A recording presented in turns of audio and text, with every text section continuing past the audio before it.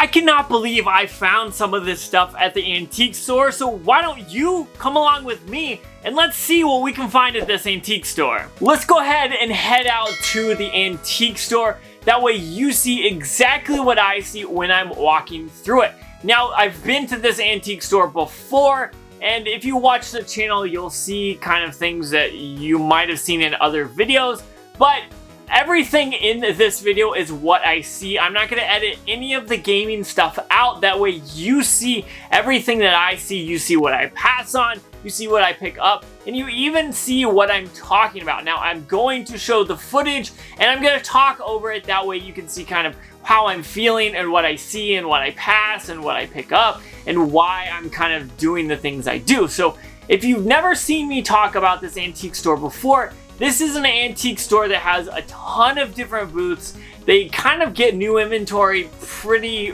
frequently, so I try to go maybe once a month, maybe. But for the most part, this is a store that occasionally I can find some good games at for really cheap, so that's why I enjoy going here. Now, the guy who owns the antique store actually has a booth that he fills with games, so hopefully we can find something there. But enough about the intro, let's go ahead and head out to the store and see what we can find. First off, I found a few different games that I pretty much passed on because they were just cheap or sports games that I wasn't really interested in, so I kind of went past those really quickly. Then I saw these Pokemon buttons, which were actually kind of cool, but they were definitely like homemade, so I passed.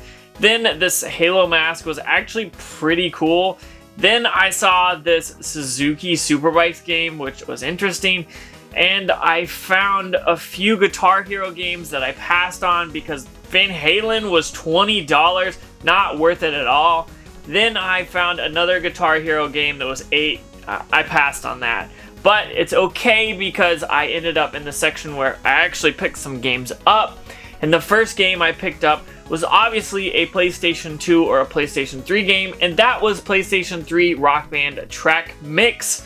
And then I ended up picking up Guitar Hero 3 for the Xbox 360. As you can see, I ended up picking up 2 games from the booth from the actual owner of the store. And first game I picked up was Rock Band Track Pack Volume 2 on the PlayStation 3 for only $2. That is a pretty good deal. I looked this up. It was going between $8 to $10, so $2 into $8 to $10 is actually pretty worth it. And then I picked up Guitar Hero 3 for $1 from that booth as well. And if you've ever seen the $20 game collection, I've had this game in it a few times and I've sold it on, so definitely well worth picking up. But I kind of thinking about adding these two and maybe some other stuff if I find it from the antique store to the $2 or the $20 game collection. If you think I should, comment down below and let me know. But with that being said, let's continue on. If you are watching this and you are not subscribed, please do me a favor and head over to that subscribe button and hit it. 75% of people that actually watch my channel don't subscribe, so do me a favor and yourself as well, hit that bell notification while you're at it, and let's go back to the antique store. Here I ended up finding a few games, but I didn't find anything that was really worth it. Some sports games, pretty much nothing there. Then I found some Guitar Hero games, but they were $5 each, so I ended up passing on those. These NES games are always here and they're way overpriced. Then I found this little Spyro looking figurine right above this Pac-Man thermos that actually was pretty cool, but it was missing the top. For $5, I probably would have picked it up if the top was there. Sadly, it wasn't. Here's some random games that I passed on for sure.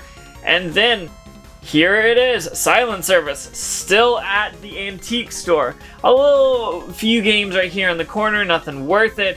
Then I saw these posters. There is an Animal Crossing one, and a few other sports things, and Final Fantasy. There's some TV shows in there. Obviously, I thought about picking these up, but I didn't. Another Animal Crossing one, Spyro. And then I found these interesting Afterglow headset, but it wasn't worth it. A random PS2 Super Pad, which was a little bit too much. These are just some randos that were on the shelf. Then I ended up finding the Skylanders Supercharged Racing. Nothing else here that caught my eye. The Skylanders caught my eye because Bowser's on the front of it. It was only $3, so definitely worth it.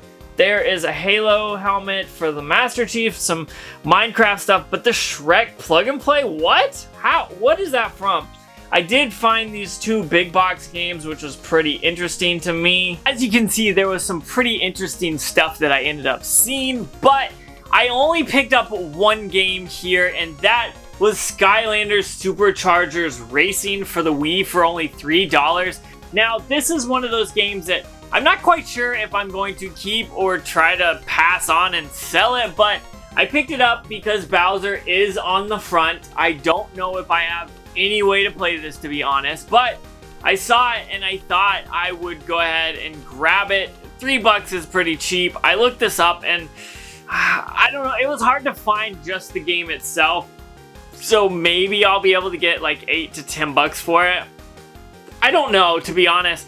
I don't even know how I would play this, so it's one of those that I picked up because of what I saw on it, but honestly, I don't know much about it, and only $3 is totally worth the risk, I think. I wanted to take you along with me because sometimes I find a ton of stuff, and then other times I don't find too much, but I find some good deals. So that's kind of what happened in this video today. We headed out to the antique store. I actually found some decent deals, but I didn't find anything crazy or absurd.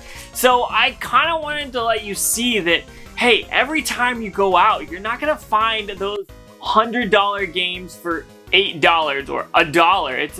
It doesn't happen all that often. But if you're consistent enough and you are going to the right places and always looking and knowing what you're looking for, you can always find some good things. Like this Guitar Hero that I found for $1 is worth 10. I'm good with saying that. Same with this Rock Band Volume 2 track pack, $2 into 8 or 9. That's a no-brainer. Now, the Skylanders Supercharged Racing, I don't know really what I'm gonna do with this one.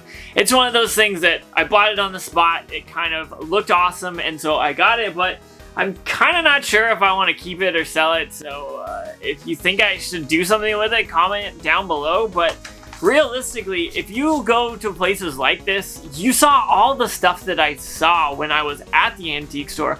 There's bound to be something you can pick up. Now, sometimes there's not. Sometimes it's all sports games, and every sports game is $10 and it's just not worth it, but sometimes it's worth it. And so always be out there, always be searching. If it's the antique store, if it's the thrift store, pawn shop, it doesn't matter. Wherever they may sell games, check those places out and you'll be able to find a bunch of cool stuff. Now, 3 games isn't too bad. Sometimes I'll leave with 10 items or more, but I'm happy with this. I didn't spend much money. These were like, what, $6?